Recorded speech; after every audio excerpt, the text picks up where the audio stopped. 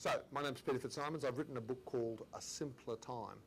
And for better or worse, for richer or poorer, what I've tried to do in this book is to encapsulate a simpler time, which was 1960s regional Australia. I was born as the youngest of 7 children with a wonderful mother and a wonderful father and a fantastic school with wonderful teachers. I don't deliver up in this book sadness, tragedy, poverty. I wasn't beaten, I wasn't abused. Basically, I love that line that if you had a happy childhood, you remember the sun shining. If you had an unhappy childhood, you remember wet Wednesday afternoons trudging home from school.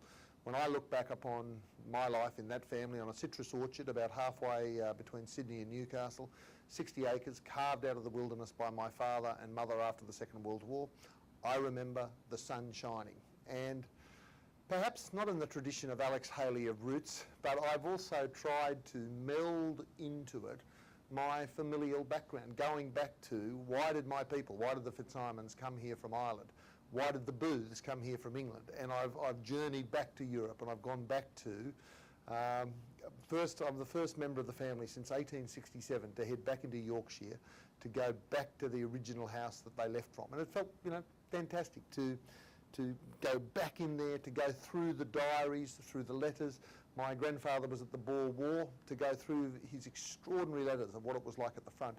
And then to have the letters of my mother and between my mother and my father, when my father was trying to woo my mother after the Second World War, and putting that all together in terms of I had one tragedy in my life. Well, in fact, the greatest tragedy in my family happened before I was born, when we lost my brother Martin through epilepsy at the age of 9 years old. And again, it's a story that I'd known of, but it's only going through the letters and the medical reports that I can actually piece together what happened. And it's been a fantastic exercise for my family. We're very close, and we talk about a lot of events. And for most of my adult life, I have been a biographer, meaning I go through the letters and the diaries and the rest of it of Charles Kingsford Smith, Les Darcy, Steve Ward, Nick Farr-Jones, John Eales, Kim Beazley, you name it. And so that's what I do.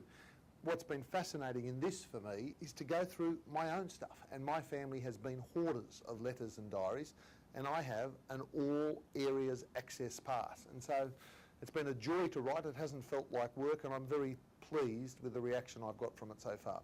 So I hope you enjoy it.